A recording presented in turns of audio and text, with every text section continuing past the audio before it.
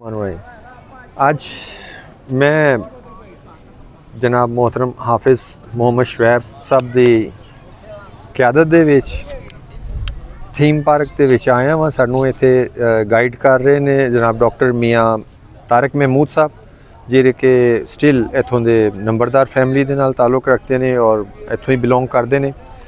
इन मेरे नाल मैर बूटा साहब और मैर नसीर अहमद अराई साहब है ने। यह तुहाडे सामने थीम पार्क का सब तो ऊँचा ब्लॉक। असी आहिस्ता आहिस्ता अगे जावांगे उस तरह पानी की अक्सरीयत ज़्यादा होंदी जाएगी।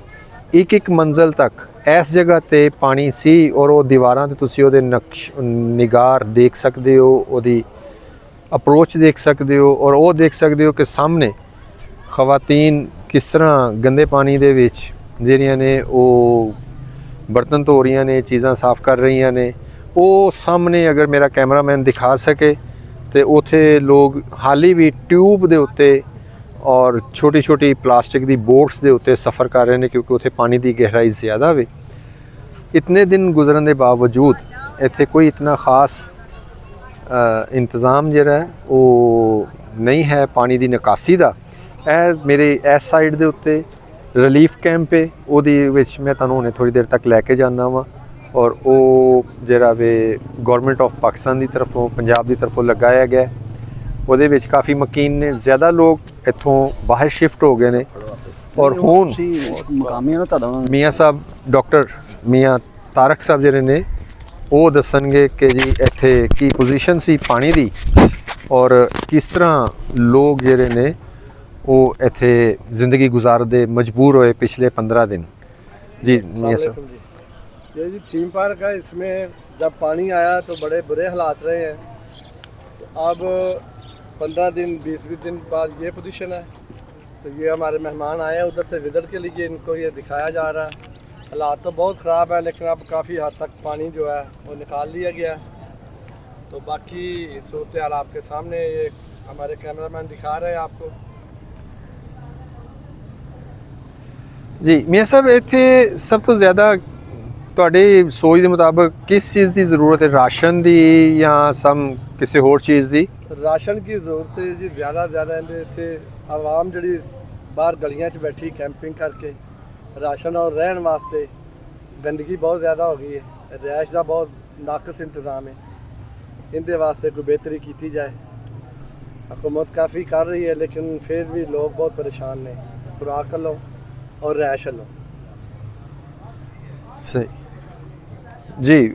हाफिज़ मेरे साथ हाफिज़ साहब हैं, अब हाफिज़ साहब से पूछते हैं कि वो इस बारे में क्या कहते हैं। जी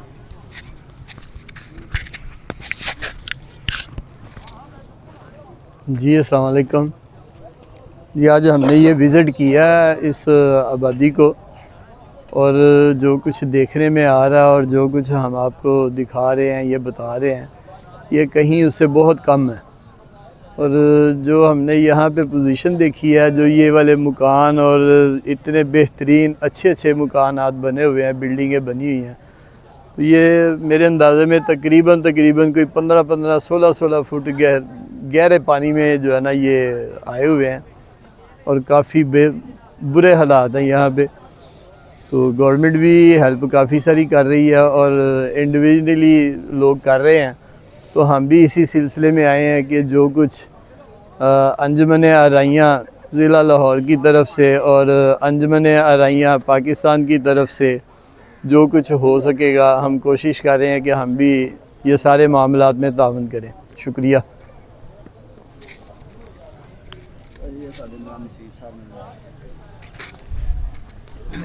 आल व्यूअर्स, जैसा कि आप देख चुके हैं, हाफिज़ फैज़ साहब, मियाँ आबद साहब और डॉक्टर साहब ने आपको बताया है।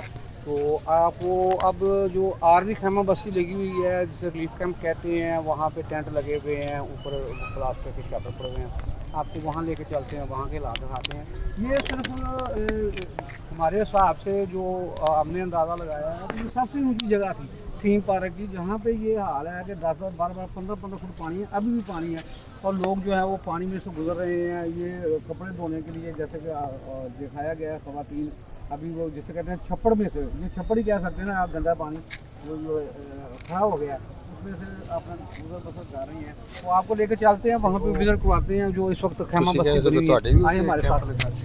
हाँ जी, वो चले चले गए ना।